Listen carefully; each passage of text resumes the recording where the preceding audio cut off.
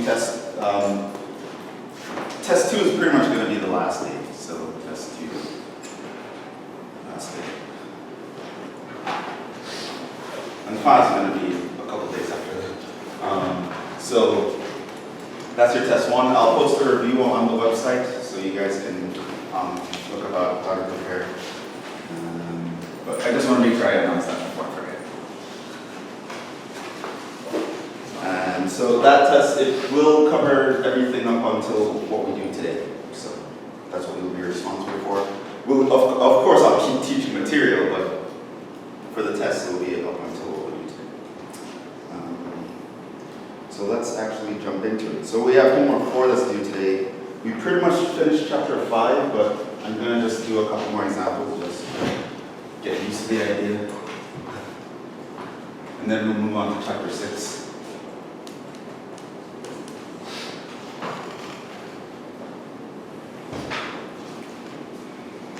So remember, what we're doing now is proof by contradiction. So you can let me know how you think we should approach this.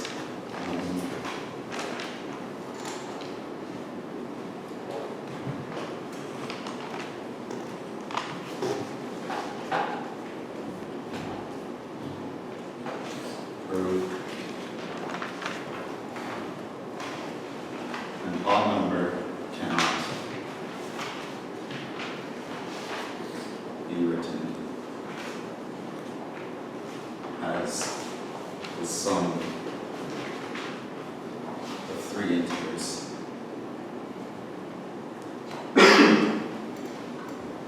An even number of which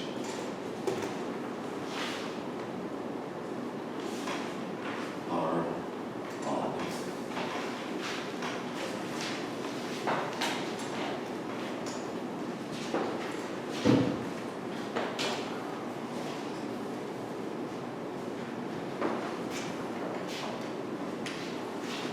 Proof.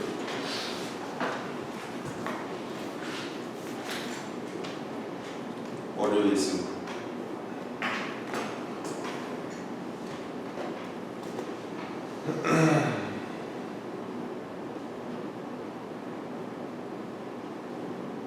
By an odd, do you mean any odd? Yeah, any odd number, I don't care which one you pick, we cannot express it as the sum of 3 numbers, an even number of which are odd.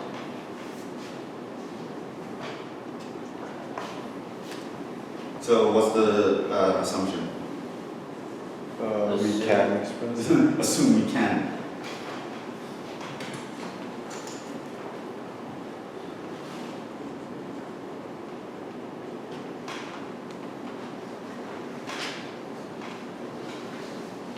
Say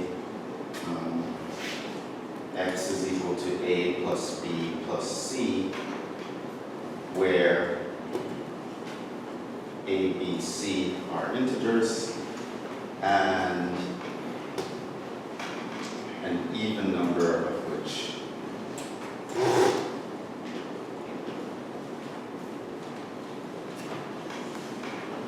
are odd.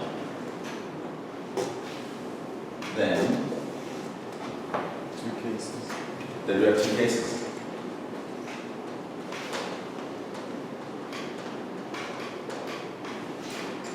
It's the first case and the second case. 0 and 2. None of them are odd, or 2 of them are odd.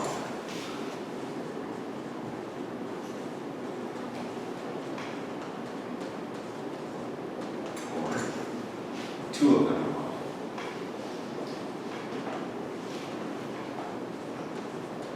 Case 1.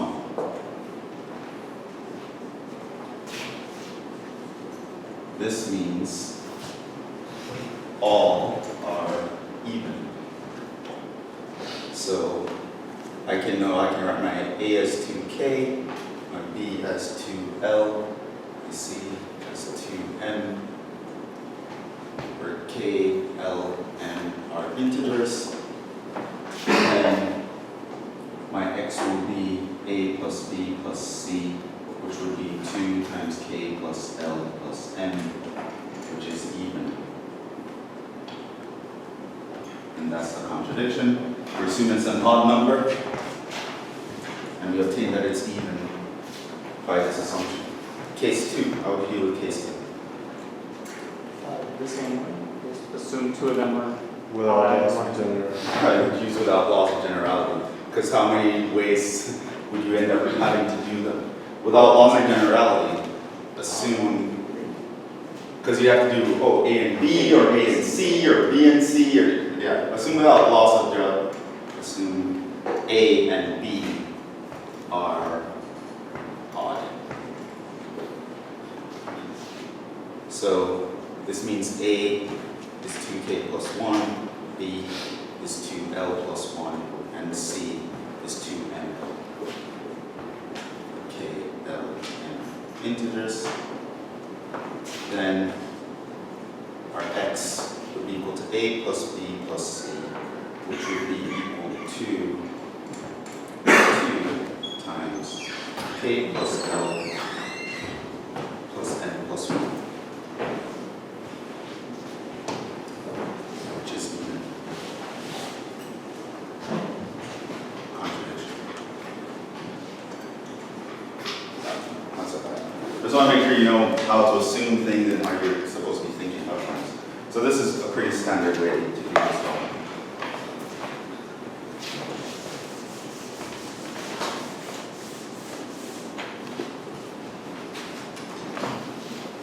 Prove the sum of a rational number and an irrational number is irrational. Alright, so we did some examples last time about raising things to powers, and we realized you can even raise something that's irrational to an irrational power, and you can get something rational. But in terms of sums, if you mix rationals and irrationals, you will always get an irrational. Proof.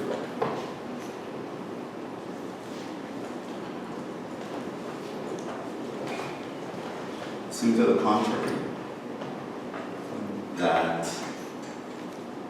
the sum of a rational number, call it R, and an irrational number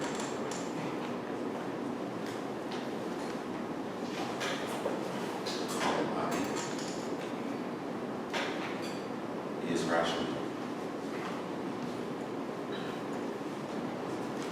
Then what?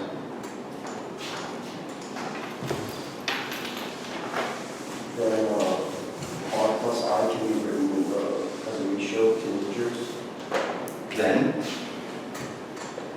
R plus I can be written as A over B.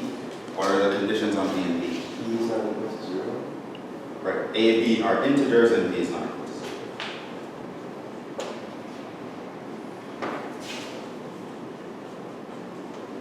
Then Subtract 1. subtract off. I would be A over B minus R.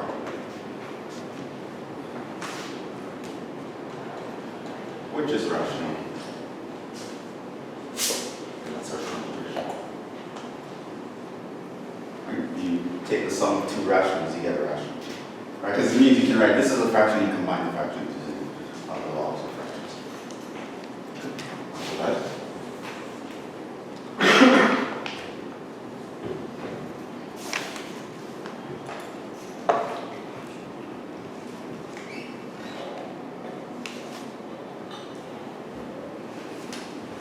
Another example. Show that the sum of the squares of two odd integers cannot be square of an integer.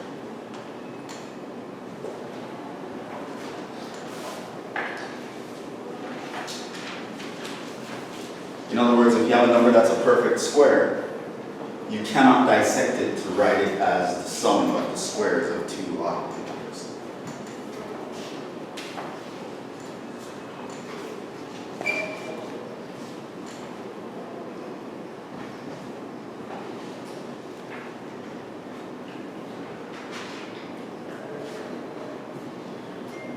So you kind of think of this as a part of Pythagoras' theorem.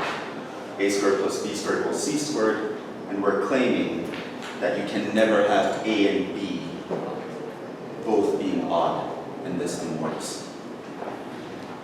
One has to be, yeah. Assuming you can, you can write it up.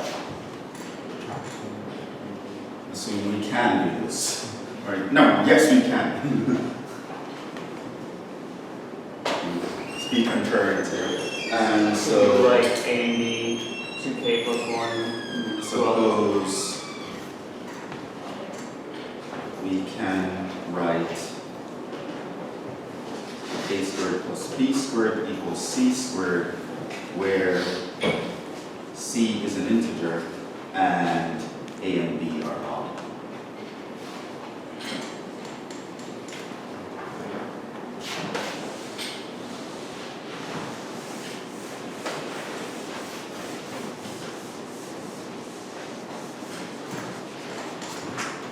What would happen?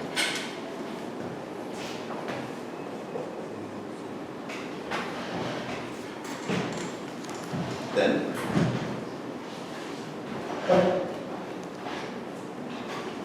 A is equal to 1 plus 1. 2k. for k and l integers, which means that a squared plus b squared would be equal to 2k plus 1 squared plus 2l plus 1 squared, which would be k squared plus k plus 1 plus 2l squared plus 4l squared plus 4l plus 1, which is going to be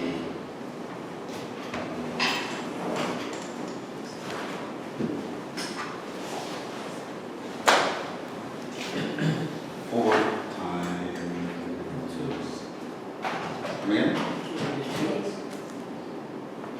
2 times what?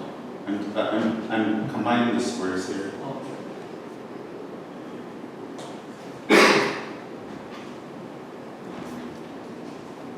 Plus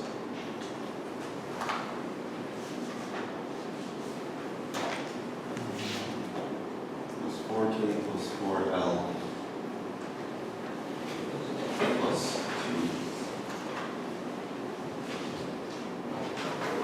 2. Okay. So that's equal to 2 mod 4. But what can we do here? Basically, I have to show that that cannot be the square of something.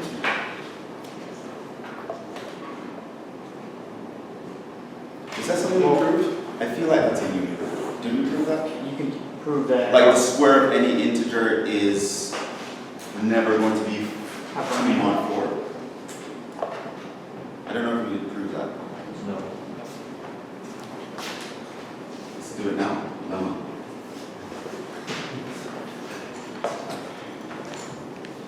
So it turns out that the sum of two squares of odd numbers has to be 2 mod 4. When we divide that by 4, it has to have a remainder 2. I claim that this cannot be the square of an integer, so that's okay. If n is an integer, then n squared is not equivalent to 2 mod 4. Right? There is no integer such that that's the case. All right, prove that.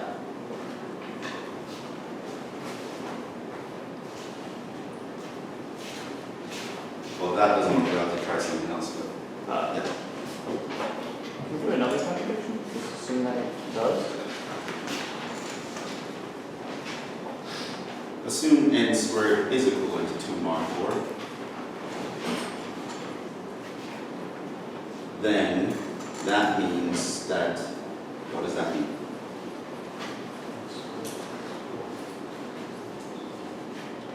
N squared minus can be divided, is equal to 4L for some integer. Did I use L already or use L already? Say n for some integer n. This means that n squared is going to be something like 4 + 2. I think we did something like this before, I remember? think we did n squared and n, or like,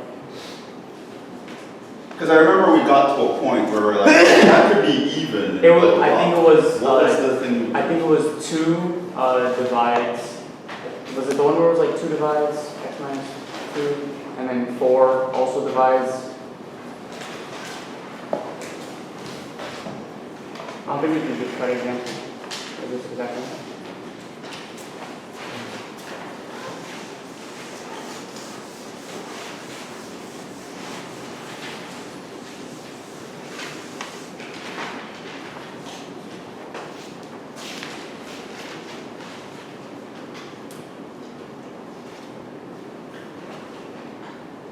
Because there was an issue, that seems so familiar.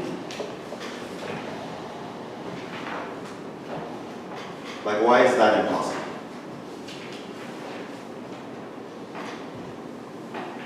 It's clear if n is odd, it's impossible. But what about if n is even? So, Vortex, sorry, okay.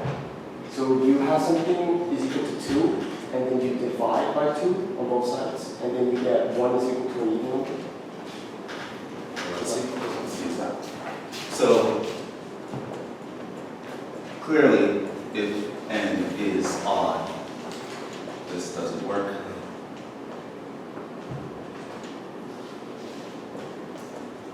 Because the left side, the right side is even, we can factor in 2, but the left side, if you square an odd integer, we get odd, because we know that n squared is odd if and only if n is odd.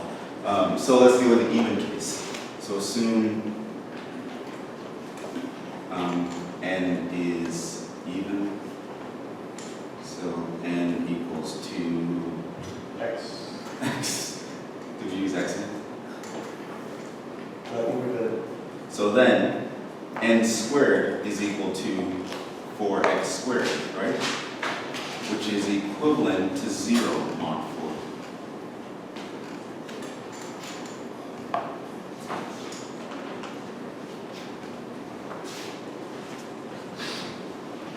Proof of the lemma. We're not done yet. Okay? So if n is odd, that's clearly false. If n is even, though, then if I square that, I get 4 times an integer. That means it's equivalent to 0 mod 4. When I divide by 4, there's a remainder 0. And this guy, if I divide by 4, there's a remainder 2. So that won't work.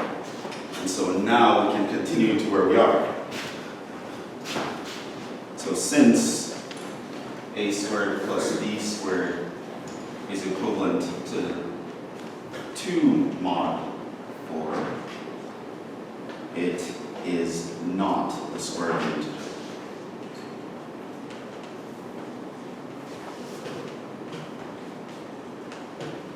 By dilemma.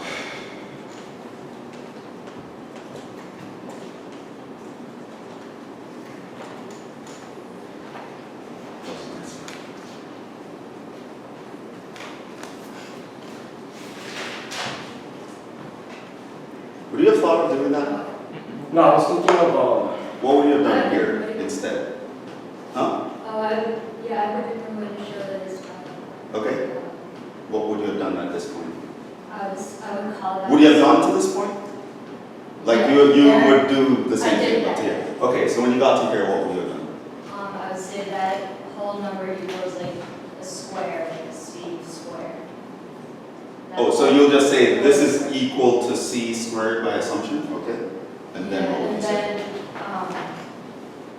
Then I would say, then c square, I would square root both sides and show that then you'll get a form like the square root of 4x plus 2, and then since 4 times x, that is a square, you can like get a square root of 4 plus 2, and 2 is irrational. Like, Hold on, wait. 'Cause I don't see it. throwing a radical in there seems precarious to me. But whatever. Okay, so you want So this. you would have I'm the trying to show radical C- of this whole thing. Yeah, if I have to show that C is irrational, then Plus it can 2, be like, and that would be equal to C. right?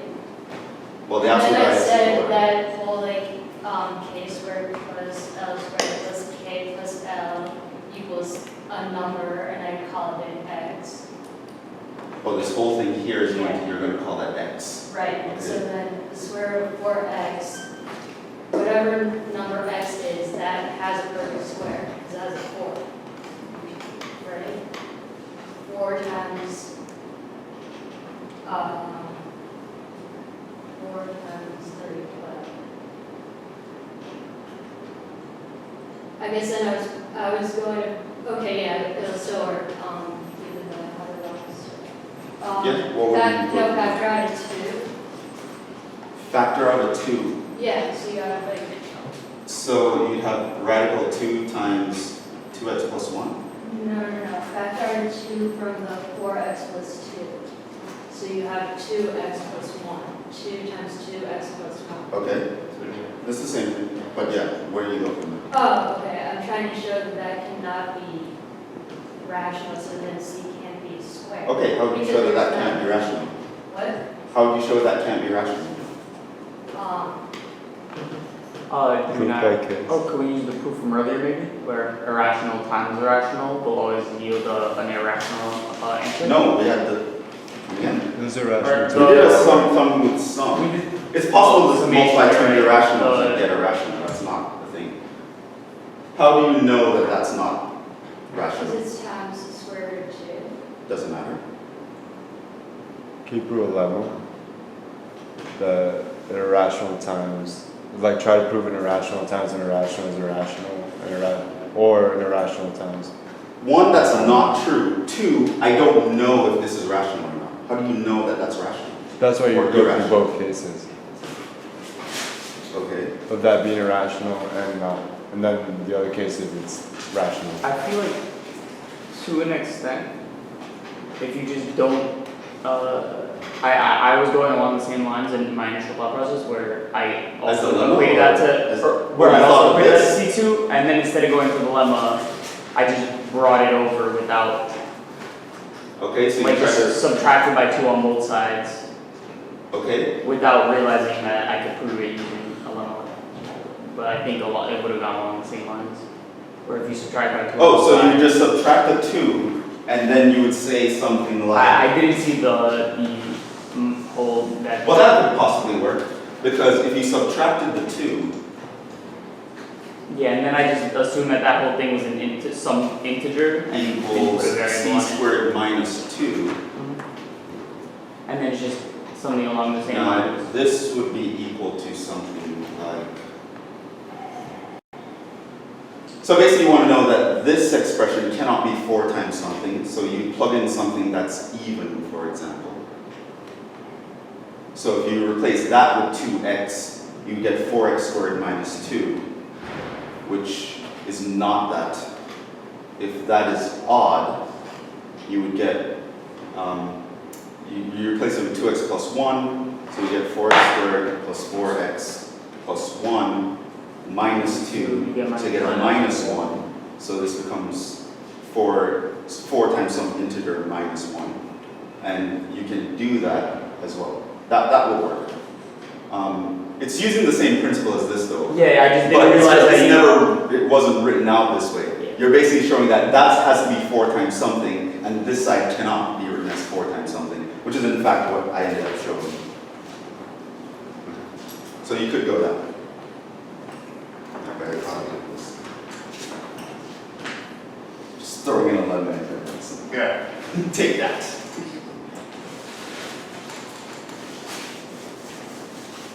Sometimes you can do that, like you get to a point in the proof where you just, I didn't feel like I wanted to do much algebra at this point, honestly, because I'm so bored of algebra. So I'm like, I just want to be able to say that that could never happen. So let's say that that could never happen. Turns out it was true.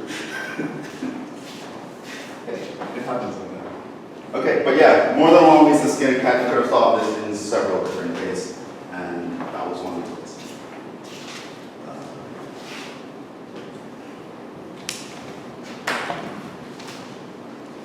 Those are all the examples we want to do. Let's actually move on to chapter 6.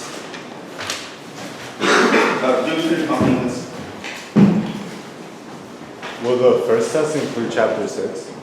Or Yes, just the one? first test is everything we do today. Okay. So it'll cover at least part of chapter 6. Okay. And I'll probably put the other part of chapter 6 as like a bonus or something. So chapter 6, it's mostly induction, but there are three main versions of induction that we're going to cover. So we're going to cover just regular bare bones induction, the kind of induction everyone's seen at some point in their lives. Then we're going to do induction with minimum counterexample. Then we're going to do strong form induction. And that's a version of induction where you prove several cases instead of just proving one base case to get something to work. But before we talk about induction, we have to talk about a very important thing. The thing that makes induction work, it's called a well-ordering principle. So, chapter 6, I believe it's just entitled induction, or mathematical induction, whatever. But we're going to start with such a concept of order, well-ordered definition. Let A be a subset of R, A non-empty. What do I want to define first? The least element. Then I will define ordering. Okay. Then we call M in a least element.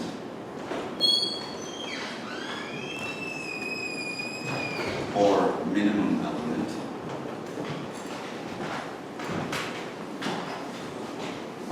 And I'm going to have to put a little bit of disclaimer here with respect to the order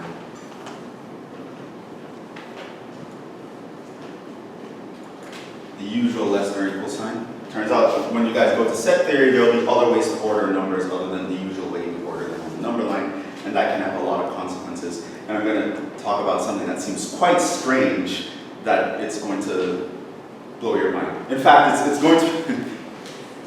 I was talking yesterday with a student about things that we don't know, and this is going to be one of them, where we know that something is possible, but no one has ever figured out how to do it.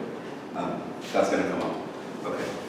So it's said to have a least element, or M is said to be the least or minimum element if M is less than or equal to A for all A and A.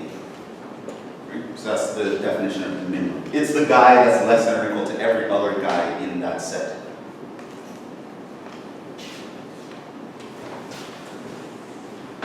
Another definition. A subset of R, A not empty, is said to be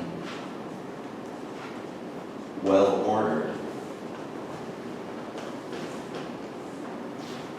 Again, with respect to the less than or equal sign. If every non-empty subset of A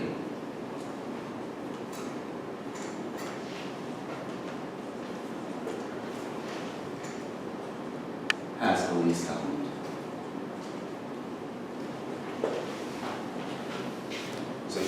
So being a least element means this relationship holds.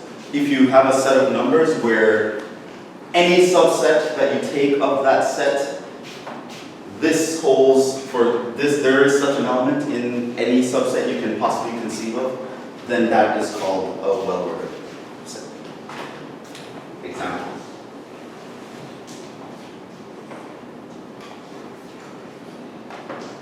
Give me an example of a well-ordered set. Sorry, I was just curious, does that work for sets with only one element? These are well ordered. Okay, so one example is just a set with one element. So yes. Sure, any non-empty subset of that guy is going to have a least element. right? Because any non-empty subset of that guy is going to be the guy itself, right? Because this only has two subsets, the empty set and itself. And if you pick a guy in there, he's less than or equal to every other guy in there. So 1 satisfies the condition as the minimum element for all non-empty subsets. In fact, any finite set of real numbers is well ordered according to this order.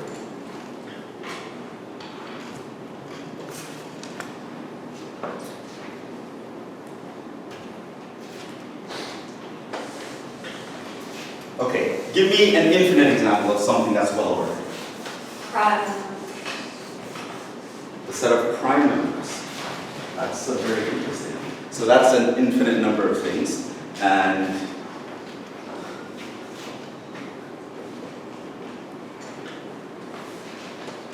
the set of all primes. That is actually well ordered. I didn't think of that example. Give me another one. All even numbers? All even numbers. Set of all- So we're only restricting ourselves to the integers now. Yeah. Okay, so the set of evens. Yeah, that works. Okay.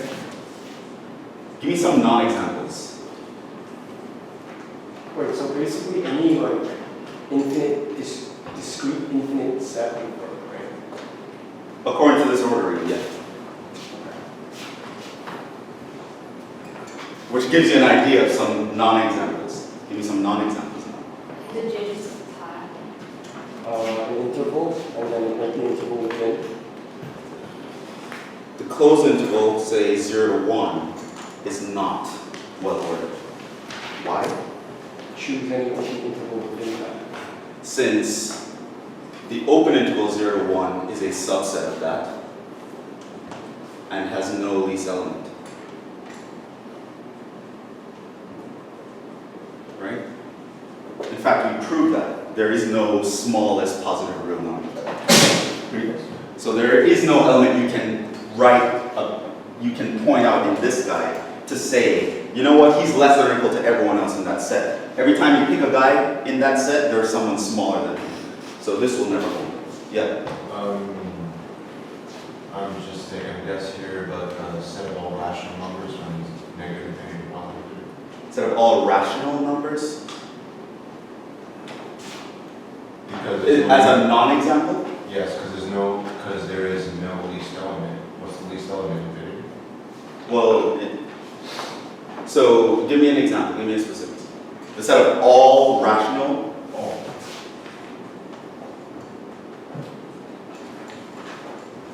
Because there's no least element. The least element can be.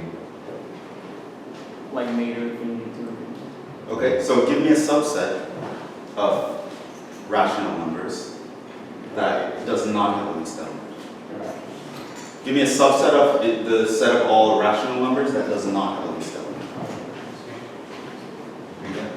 Give me a subset of all rational numbers that does not have a least element. A subset, meaning something. A non-empty subset, yeah.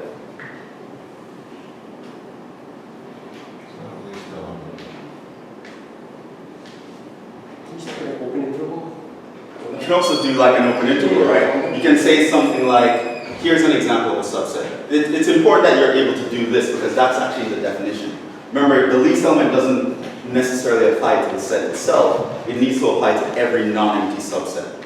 So you should always kind of think, okay, because this set itself does have a least element. 0 is the least element.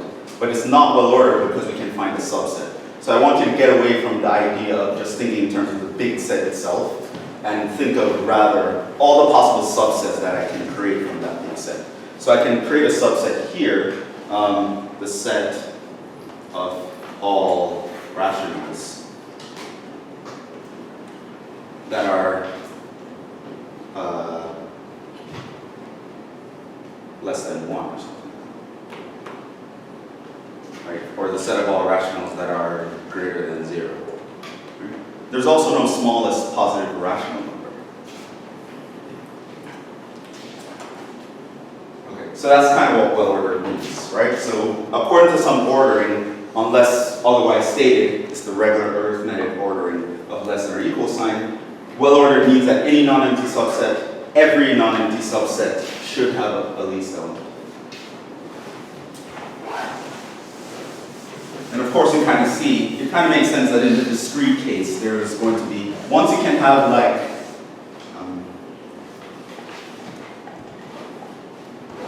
well, that's not necessarily true, because picking the rationals is kind of weird. Is the rationals a discrete set? Where do I want to go with this? Okay, there's something else I want to prove. I'm not sure if it's going to come in handy. I don't remember where I was going with that, but it's an interesting thing to know. Claim if at least, it's important for another reason. Like there are problems like that I'd give on a test or a quiz where this technique might be useful. If a least element exists,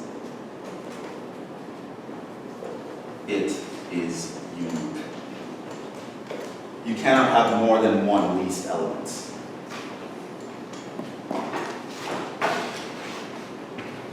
Proof.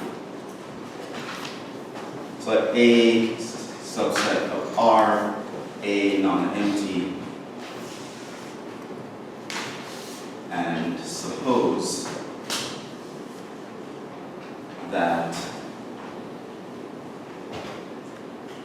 A and B are the least elements with A not equal to B. Then, so A and B are both in the set.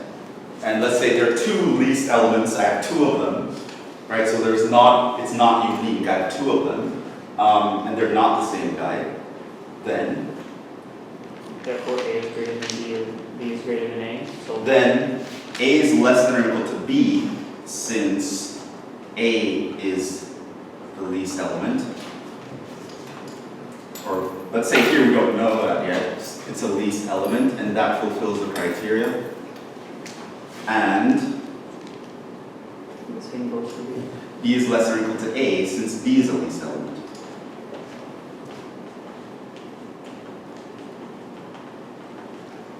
Can you just say without loss of generality there? No.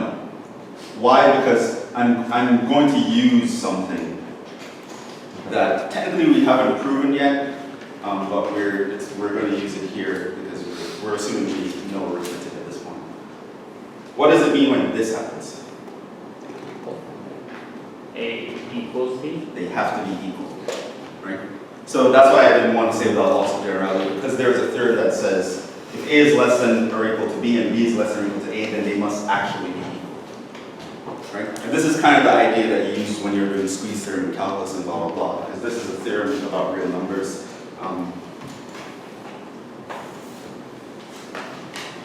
And that's a contradiction.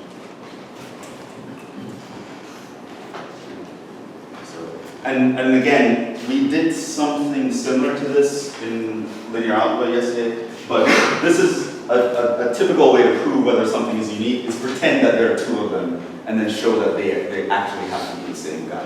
That's kind of the general principle where you want to go when you want to prove something like uniqueness. Okay, there's only one, right? So if there's a set that has a least element, there's only one such least element, so once you find the guy, you don't have to look for anyone else.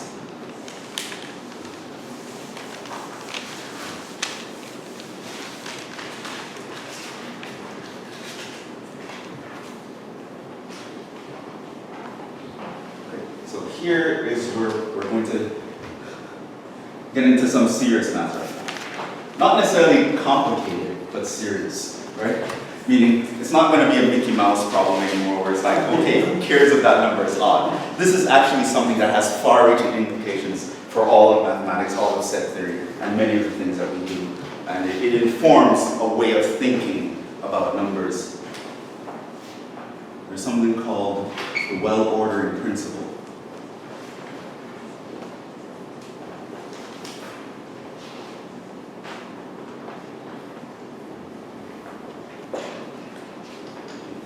it's taken to be an axiom because we can't necessarily prove it. There are ways to prove it if you take other axioms, but it's usually taken as an axiom, right? So an axiom, remember, that's just a statement that we hold to be true without proof. And this is the well-ordered principle. The set N is well-ordered.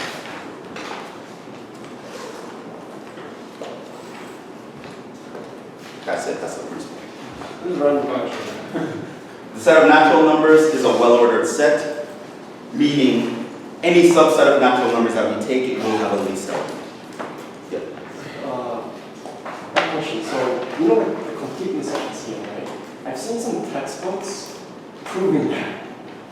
Like, why would, like... Oh, well, I'm gonna kind of get to that in today's class, but we'll for now, this is an axiom.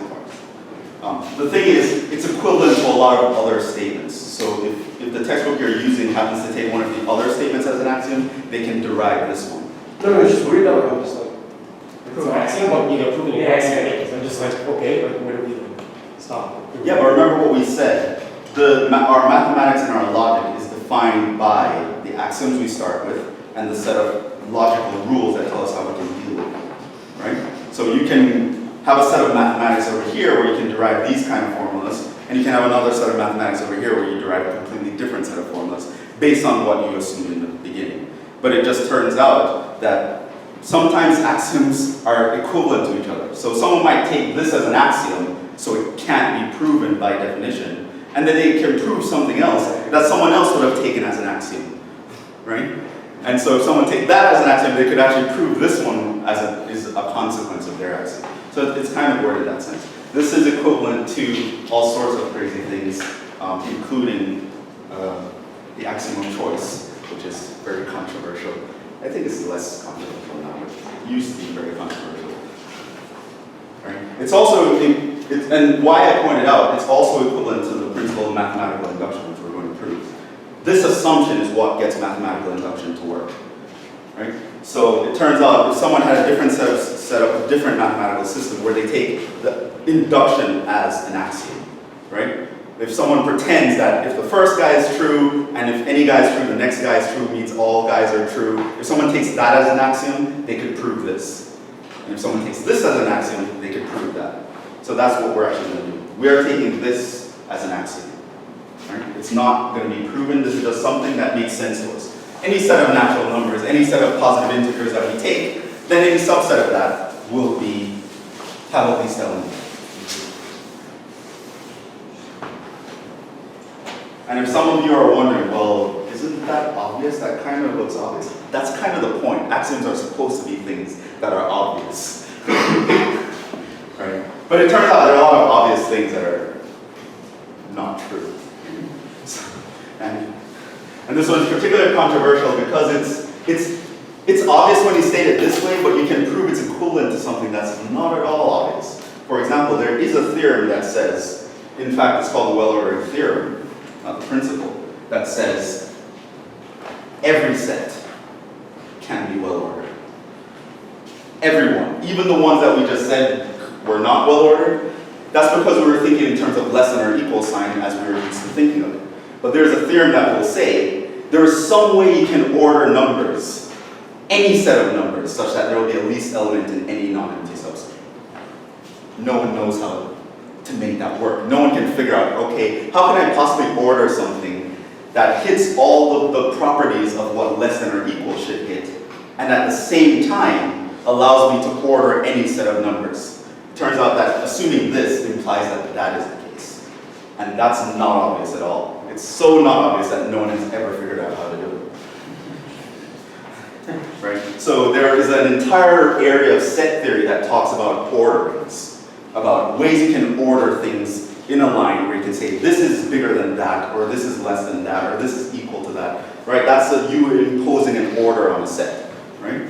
And we have an order on the real numbers that we are naturally used to thinking of. And according to that order, there are sets of real numbers that don't have these elements. But there's a theorem that says, no, there's a way you can do it to make sure that every non-empty subset is a least element. That statement is equivalent to this one, and it's not obvious at all. So let's continue. Now I'm going to talk to you about the principle of mathematical induction.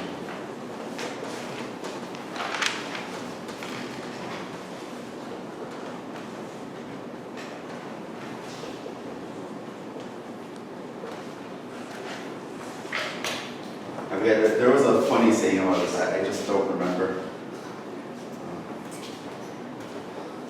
It was funny, it wasn't, I don't want to butcher it, but it was very funny. It's like the well-ordered principle is obviously true, but it's equivalent to Zorn's lemma, which is obviously crazy, and it's equivalent to the well-ordered theorem, which is obviously false. Something like that. And it's like a true thing is equivalent to something it's obviously false. It doesn't make okay.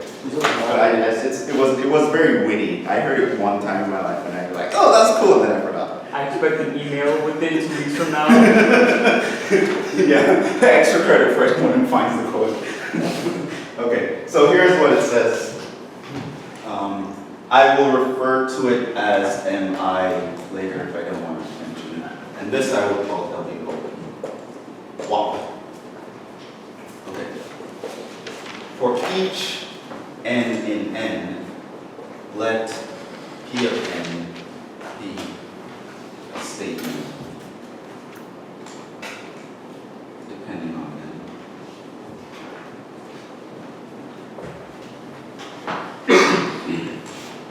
Here's the principle. If two conditions are fulfilled, one, if P of 1 is true, and 2,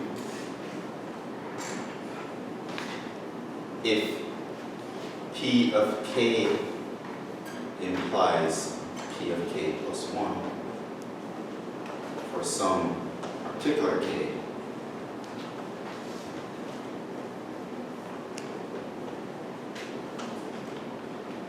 then turns out that we will be able to say that P of n is true for all n in n. That is the statement, principle of mathematical induction.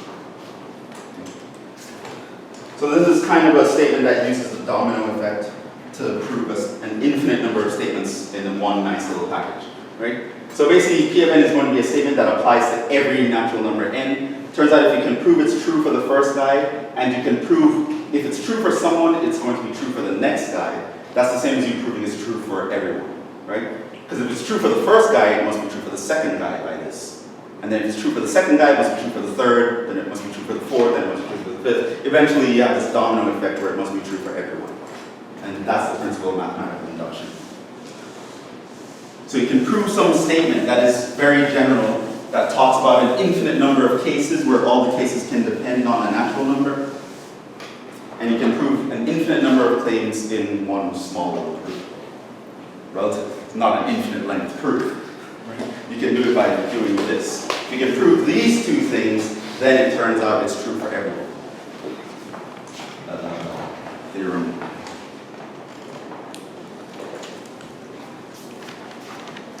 What we are going to prove is that the well-ordered principle is equivalent to this principle.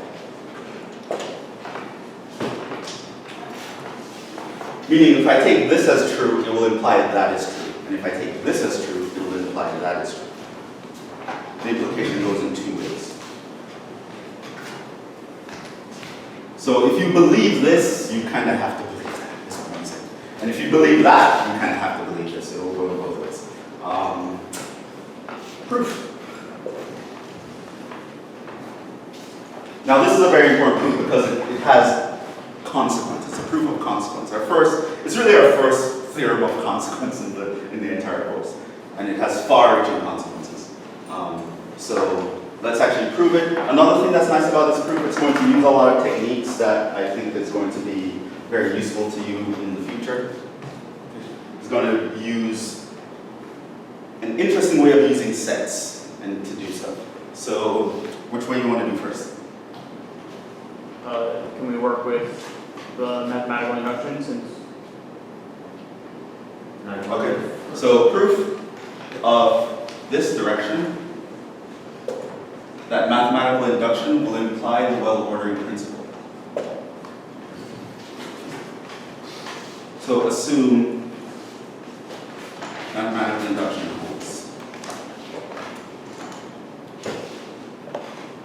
Let A, non-empty, be any subset of natural numbers. And assume that it has no least element.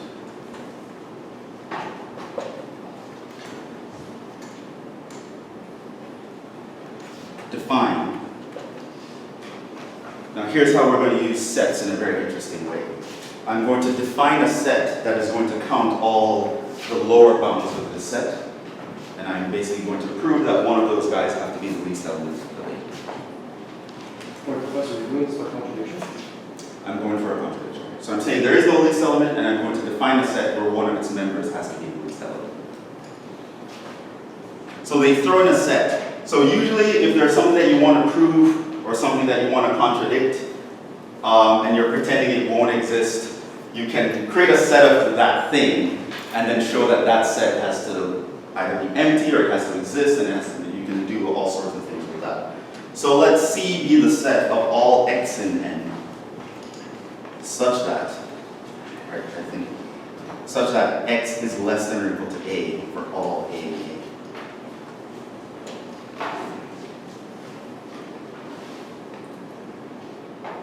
Now you might say, well, that looks like I'm just finding a minimum element, and we're assuming it doesn't exist. Well, assuming it doesn't exist doesn't mean I can't form this set. It just means that it might be empty, right? If it turns out to be the empty set, then clearly I'm not gonna, it's not gonna work. But it turns out we know it's not empty. How do I know it's not empty?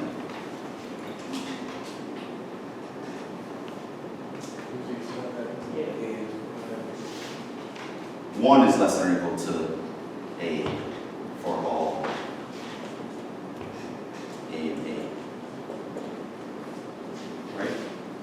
The natural number 1 is, this is by definition, this is the piano lesson. The natural number 1 is the only element of the natural numbers that does not have has no precursor. Yeah. Can you also, I was going to say, because you already mentioned that for any subset, A, or for example, subset C of the real numbers, it can't be 0? Yeah, C has nothing necessarily to do with this subset. So I'm saying A can be some random set I created of natural numbers. Like A can be 4, 7, 26. It's not to say that for any subset of that, it cannot be empty. No, A is a subset. A itself I'm thinking of as a subset of the naturals. I want to show that any subset of the naturals has a least element. So I'm saying, if you tell me, for example, that A is this, then my C will contain 1, 2, 3, 4. It will contain all numbers that are less than or equal to every number here. And I know at minimum, this guy is in it. Because by definition, 1 is less than or equal to every number. Okay? So if you give me a subset, I can create another set. And that set is going to contain everyone that is less than or equal to in the subset that you gave me. As you can probably see from this example, it's going to turn out that the biggest guy in this set has to be the minimum guy of that set. And that's going to be where the contradiction is. So, but we can't just say that. I can't just show that with an example. I have to actually prove that that has to be the case. So first, I created this set of elements that are less than or equal to every guy in the subset that you gave me. I know it's a non-empty subset, and it has to be this. I also know, and this is where I'm going to use mathematical induction, also, there must exist some little c in big C such that if I take one more than that guy, he's not going to be in C. Why? Since if this were the case,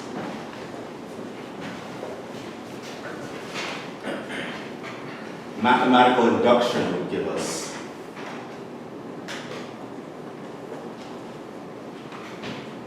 that C is actually equal to everyone, which would mean that A cannot be an empty set. They cannot be non-empty, right? Because I know 1 is there, and if for every time a C is in there, the next guy's in there, induction is going to tell me that this has to be everybody.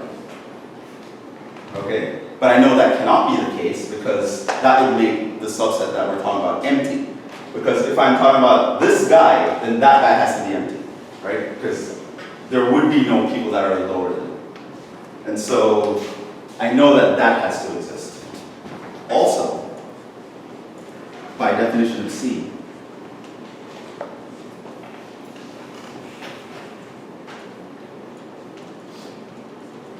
there must be some Y in A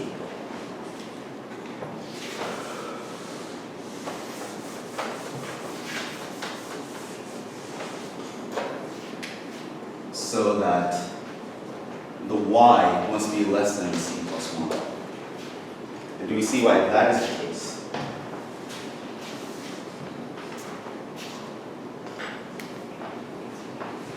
Right? Because for all X in C, we know that X is less than or equal to A for all A in A, which means that if M is not in C, then the opposite must be true. We must have X being greater than A for some. We must have M. Yeah, X being greater than A. Right? If I'm in C, this is the case, which means if I'm not in C, the opposite must be true. So there must be someone in A such that it's going to be less than that C plus 1, because if it was greater than or equal to that C plus 1, the C plus 1 would be in C. I know it's not in C because that would mean my set was empty. So now, but then we get that we have a number Y that's less than C plus 1. It has to be between C and C plus 1. Because this guy here is in C. So he's less than or equal to everyone that's in A by our definition. This guy here is not in C, which means that there must be someone in A who's less than that. However, what does that mean? How can you be greater than or equal to C but less than C plus 1? Your Y must be C itself. It's the only way. How can you be strictly between two integers where you're potentially equal to the lower integer? You have to be that lower integer. Which means Y is an element of C, and so Y is less than or equal to A for all A in A. Which means Y is the minimum element.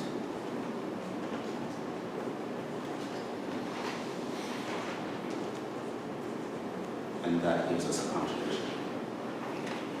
Let's go the other way. Question. Yes. Could we say, like, just from that, and then say that 1 is an element of C? At that part, and then can you say that that fits the definition of these elements? Yeah, that's what I'm saying here. 1 is not. No, because 1 might not be in the set. Remember in our example that I gave you? I said if A was 4, 5, 26, or I forgot what I said, C would be 1, 2, 3, 4. Right? The set of everyone that's less or equal to. I can't say 1 is the least element of A because 1 doesn't have to be in A. 1 is not in A. I know that 1 has to be in C. I don't know that it has to be in A. 1 doesn't have to be in A.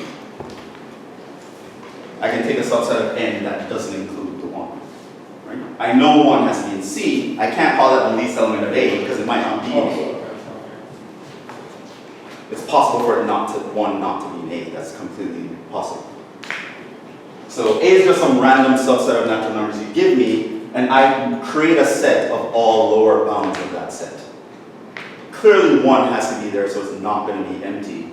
And clearly, there exists some number in that set such that the next number cannot be in that set. Because if the next number could be in the set, I would be able to write eventually all numbers. And that's what mathematical induction would give me. Which means, if C is all numbers, then my A can't be anything. It has to be the empty set, right? Because there's no natural number where every other natural number is a lower bound, right? There's every natural number I pick, there's going to be someone bigger than me, right? So if this guy's all the naturals, that guy has to be empty, but I assume it's not empty. And so now, I know that C is not empty because 1 has to be in there, and there's a value in C such that the next integer cannot be in there. But if the next integer cannot be in there, it does not satisfy this condition, it must satisfy the opposite condition. And then since C is in C, it must satisfy the condition of C, which means for any y in A, which I'm assuming here that y is in A, it's less or equal to that y. So I've now found an element that fulfills this condition. But literally the only way to fulfill that condition is if y is the C. But that C is in C, which means y is the lower bound for everyone in A, which means now that y is the least element of A.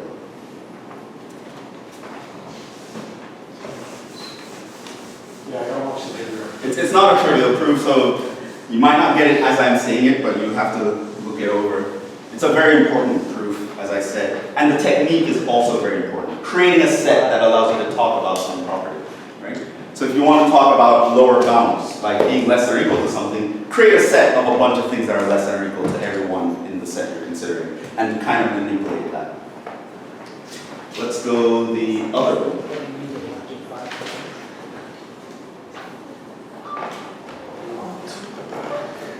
So now I want to prove that well-ordered in principle implies mathematical induction. If I assume that every subset of the natural numbers can be well-ordered, there will be, the principle of mathematical induction will hold. So let's show that. Assume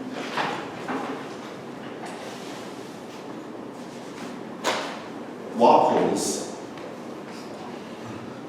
but MI does not.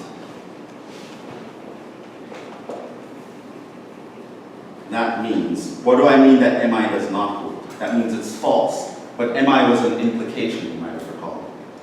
That means for Pn, P of 1 is true, and P of some k implies Pk plus 1 is true. But Pn is not true for all natural numbers.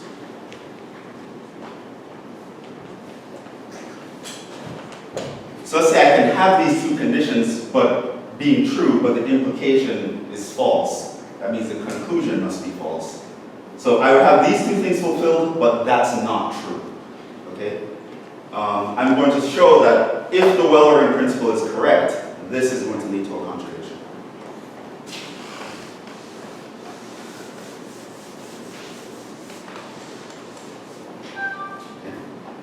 And what am I going to do now? I'm going to create another set. If MI is not true, and here's where I'm kind of going to use a minimum counterexample, but we'll talk about that more next time. There is a minimum x in n for which it's not true.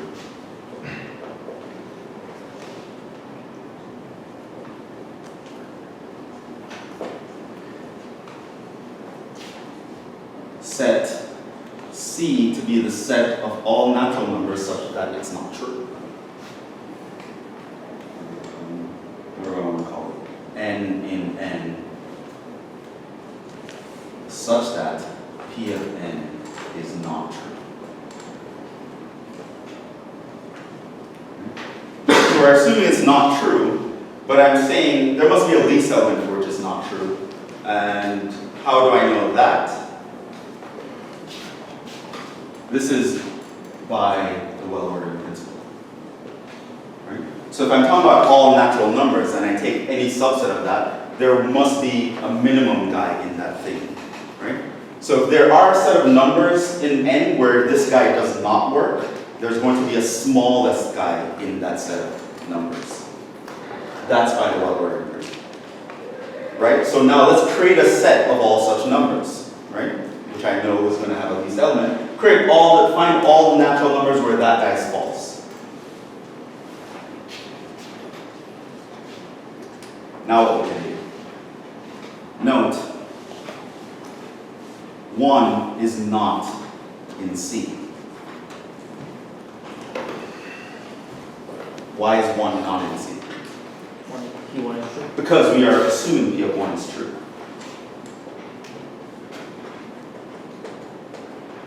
Right? So 1 is a number for which P of n is true, therefore it cannot be in this set. Right? 1 is definitely not one of the guys. So this means that x must be strictly greater than 1. Right? Which means that my x is going to be greater than or equal to 2.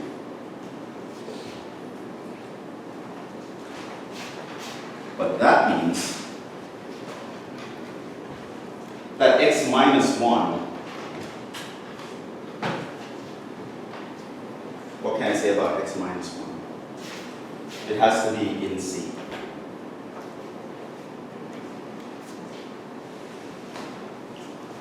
Oh, sorry, that's not what I'm saying. That means the statement will be true for x minus 1. This means that P of x minus 1 is true. Let's explain that. Why? Right? So I'm creating a set of all things for which it's not true, right? I define x to be the smallest number in this set for which it's not true. I know 1 is not in that set because it's true at 1. So this number, that's the smallest number in this thing for which it's not true, has to be at least 2. But if he's the smallest number for which it's not true, any number less than him, it must be true for that number. Right? X minus 1 is less than x, which means it's true for x minus 1. And since my x is at least 2, it's 2 or bigger, x minus 1 is going to be a natural number. Right? So x minus 1 can be 1 or something bigger. But,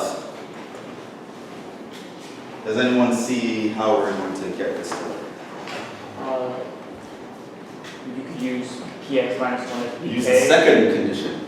But then, 2 tells us that if it's true for this guy, if it's true for any one, it must be true for the next one. That if P of x minus 1 is true, then P of x minus 1 plus 1, which is P of x, must also be true.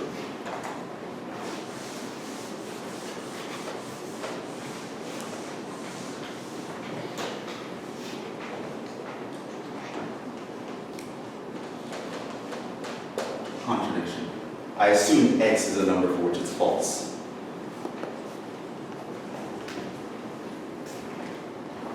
And this is why we can trust mathematical induction. It's equivalent to an axiom that we're taking for our system of mathematics. So we have decreed it to be true without proof that the natural numbers are well ordered. Assuming the natural numbers are well ordered, mathematical induction must work. So this idea of a domino effect must work out. It must be logical to assume it works out. It's equivalent to an axiom. So again, this is a proof of consequence, and it shows us a nice technique that if you're not creating these proofs yourself, you will definitely, if you keep reading mathematical literature, encounter this technique where people create sets of things to kind of talk about a property that they want to prove exists or not exist. Right? So if someone says, oh, that property is false. Oh yeah? Okay, let's create the set of things for which it's false, and I'm going to show you that that set of things is empty. Therefore it's true. Right? So that's actually a very useful and common technique. So it's the use of sets in a very creative way.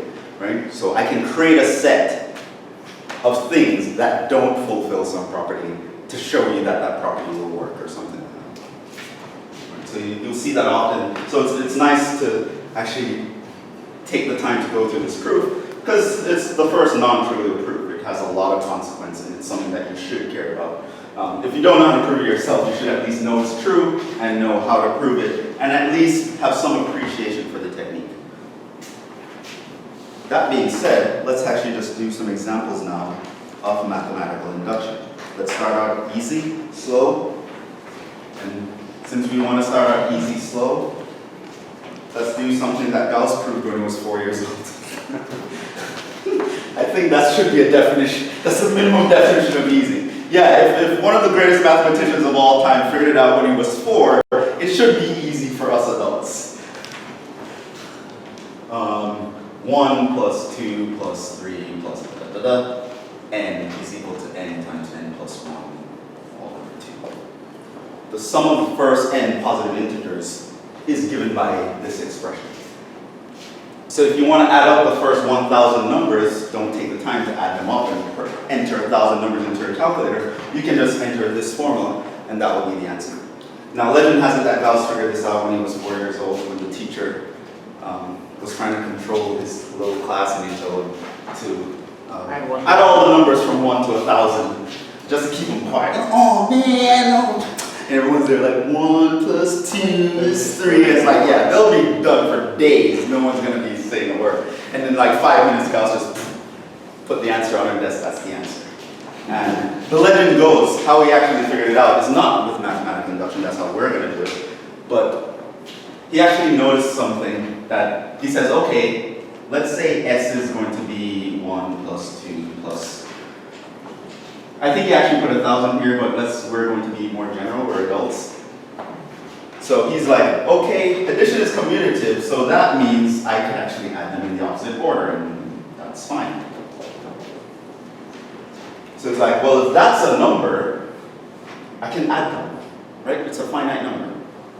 Which means I can add these two guys and I get 2s is equal to, and here's the ingenious part, is to notice that if you add now numbers in the order that they appear, you will notice that you always get n plus 1. How many such numbers are there? There are n of them. So there are n plus 1s. And so my s must be n times n plus 1 over 2, assuming that that is a finite number. And so he did that in a couple minutes. Yeah. We never heard from his classmates again. Legend has it they're still in some room trying to add all the numbers from 1 to 1,000. Okay, but we're going to prove this using mathematical induction.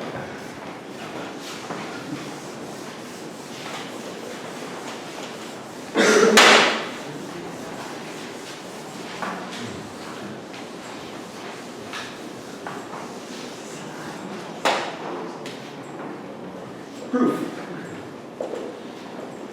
We employ mathematical induction.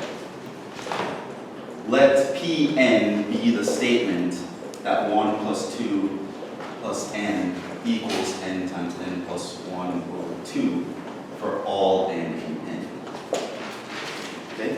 So this is what I mean that this is a statement that depends on n. I have a statement that can expand to include any length that I want it to include, if that length is defined by some integer length. Right? So I don't care what that n is. It could be the first 1,000 numbers, the first 1 million numbers, the first 1 billion numbers. I don't care. That's going to be the sum of them. Right? So the statement can extend to include any natural number you want to pick. Right? So that kind of statement is a prime statement for mathematical induction. It's based on the natural numbers and it can extend. So really me writing this down is me writing down an infinite number of statements, right? So I'm saying this is true for 1, 2, 3, 4, forever, right? So I can state this as some, remember, open sentence that we had that I gave a definition. This was like way back in lecture 0. Okay, so we're going to prove this. Now mathematical induction says we have to prove two conditions and show show these two conditions and it will apply that it holds for everyone. Okay. So, I didn't mention this, but it turns out the first one is called the base case. Right? That's the first condition. So to say that P of 1 is true, we call that the base case. It's the basis for everything. P of 1 is true since if I add the sum of the first 1 integers, that is going to be equal to 1 times 1 plus 1 over 2. So both sides give me 1 in that case, so P of 1 is true. 2. We show that P of k implies pk plus 1 for some k. Okay. Now this part here is a guy that we can assume, like if you're doing a direct proof, we'd assume this and then show that. This is called the inductive hypothesis.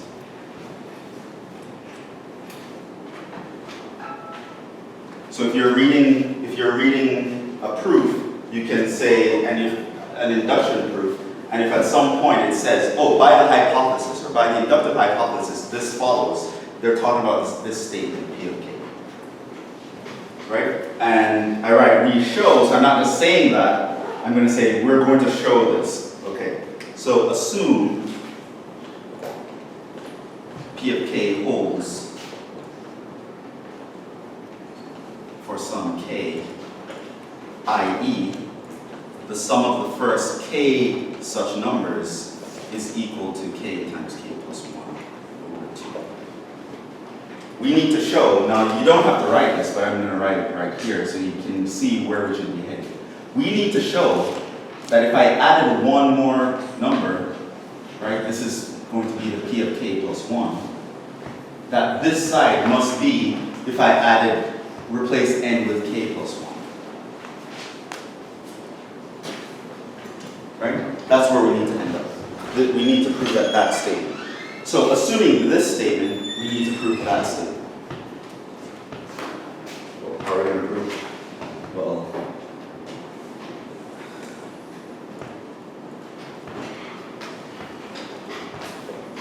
by the hypothesis, 1 plus all the way up to k is equal to k times k plus 1 all over 2. This would mean 1 plus k plus k plus 1. Now I cannot take the assumption here, but I'm going to do something that we know works. Add something to both sides of an equation. So I'm going to have this is k times k plus 1 over 2 plus k plus 1. So I added k plus 1 to both sides, which is perfectly legal. And that is equal to, now it becomes the process where we need to make this fit a definition. We need to make it look like that. So let's get started. This guy I can multiply by, create a common denominator, multiply this by 2 over 2. So in the top I would have k squared plus k plus 2k plus 2 all over 2, right?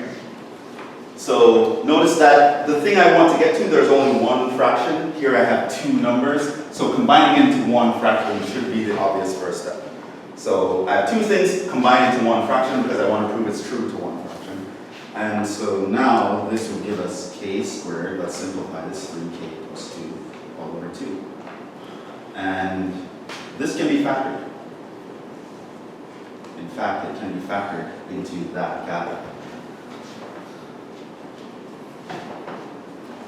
Which means P of k plus 1 holds. So assuming this is true, it turns out for the next guy, it's still true.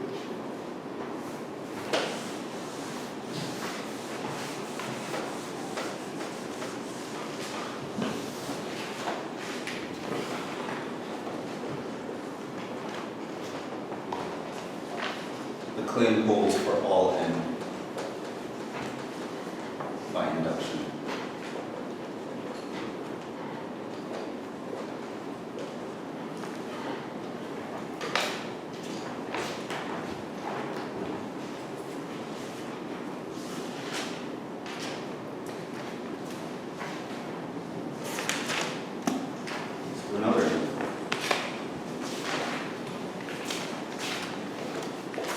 Now we're going to do this with a variety of examples. It's going to involve like inequalities and divisibility. If this divides that, then blah, blah, blah, and we'll be able to say all sorts of things.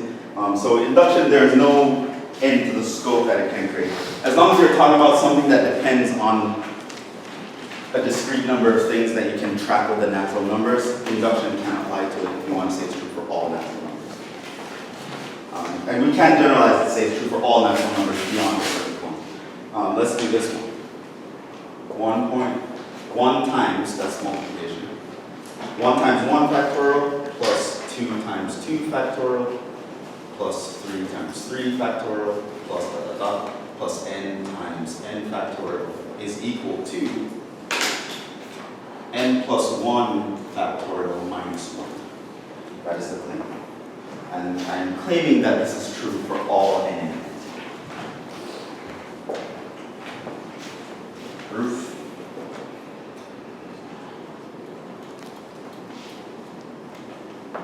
We use induction on n. P of 1 is true since if I take 1.1 factorial, that should be equal to 1 plus 1 factorial minus 1, which is 2 factorial minus 1, which is 1. And I know that this side is 1. Technically, that's a little bit of a bad habit here. But although I'm stating something that's true, I know that this is 1, and if I take 1 plus 1 minus 1, that is equal to 2 factorial minus 1, which is equal to 1, so they're the same. Assume pk holds for some k.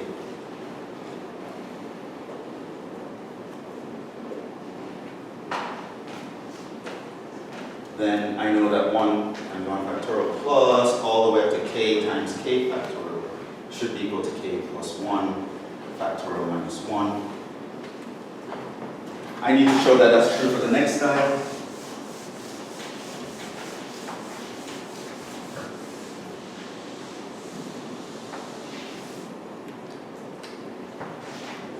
Then, similarly, I'm going to throw one more guy in here. I'm going to add this to both sides. Take k plus 1 times k plus 1 factorial. On this side, I'm going to have k plus 1 factorial minus 1, and then I add this guy to both sides. K plus 1 times k plus 1 factorial.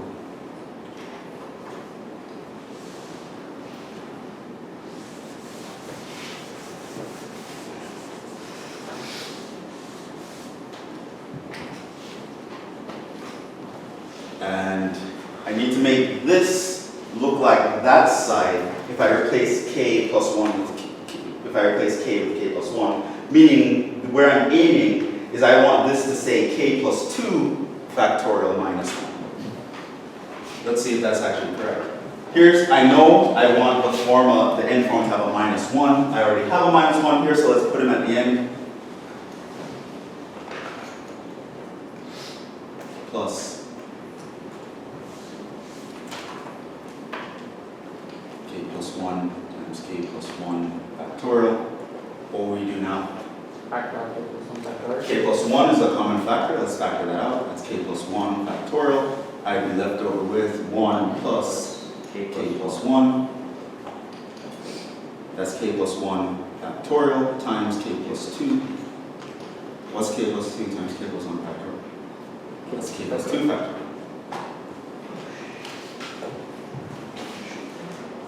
So pk plus 1 holds, and the claim is true by math of induction.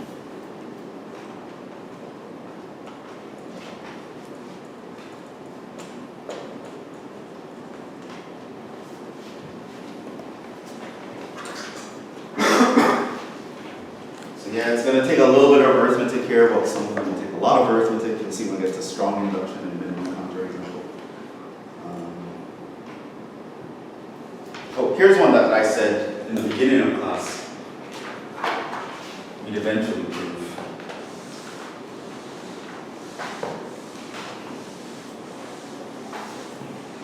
Or do I want to do that or more computational?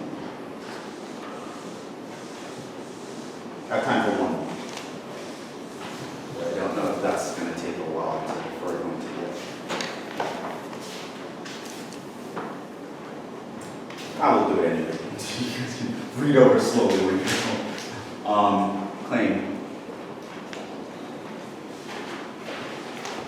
Let A be a finite set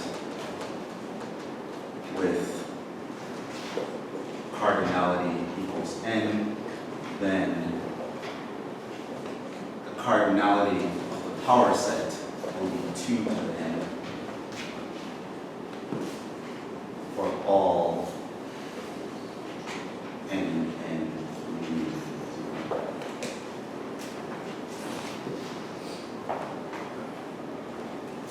So we kind of made this argument in the beginning of the class when we were talking about this, this is how you really can construct a set if you're choosing someone and everyone will have 2 choices, blah, blah, blah. Let's actually do an induction proof for this.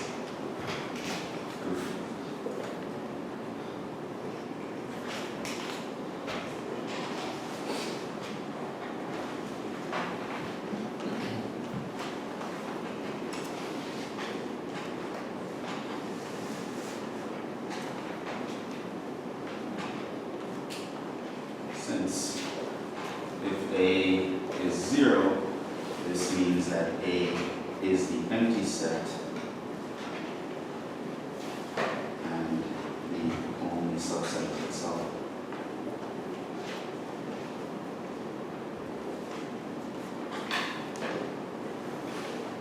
So the size of the power set here will be 1, which is the same as 2 to the 0, because I have to show that it follows that. So it's true if the set has no elements in it, because the only subset is the set itself.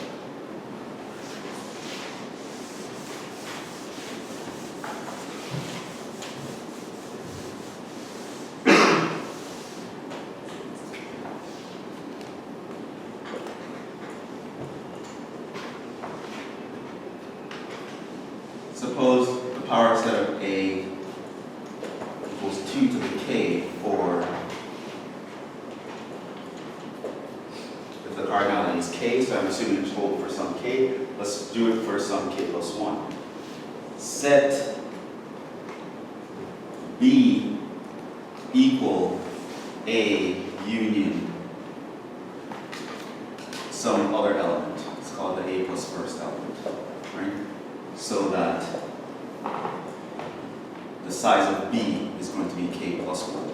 Right? So I'm unioning that set with another element to create some arbitrary set of n plus 1 elements. I'm going to show that the power set of this guy has to be 2 to the k plus 1.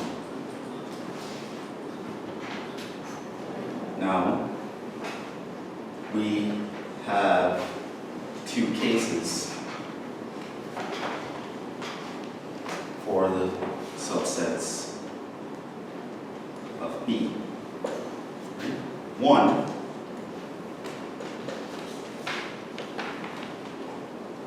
they include an plus 1, or 2, they don't.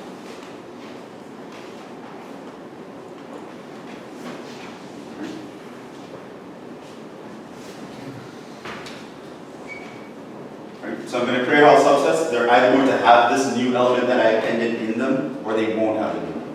Now, in the case that they don't, what does that mean? It means I'm ignoring this guy when I'm creating the subsets. And in this case, there will only be the subsets of A that fall into this category.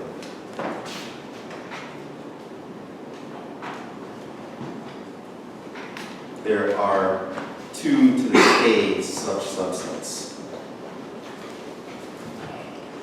Namely, the subsets of A. Now, how can I create all possible subsets that includes this guy? Just literally throw them into the guys that don't have them. Here, taking each subset of A, call it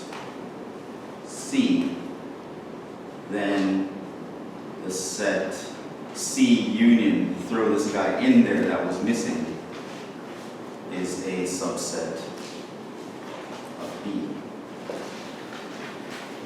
Of course, since there are 2 to the k subsets, there are 2 to the k things I can union with this. So there are 2 to the k of these guys.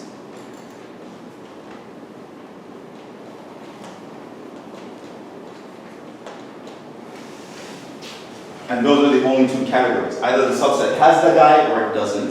If it doesn't have the guy, it's just the subsets of A. And if I want to create subsets that have them, just take all the guys that don't have them and put them in there. And now I've created all possible subsets that have them. There will be 2 to the k of each. This means the total number of subsets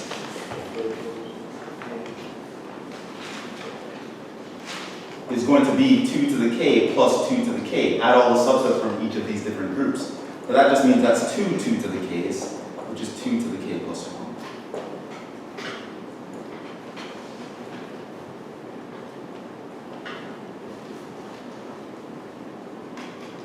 Clean by induction. So we'll stop there. The test is next Thursday, and we'll include everything up to the trivial case of induction, including the kinds of examples that I didn't show you here. But it won't include necessarily minimum counterexample or strong induction, unless it's a bonus. So this was chapter 6. So homework 5 is due on Monday. And while chapter 6 is not due yet, you might want to start working on the part of it that has to do with induction. It will help you study for the test.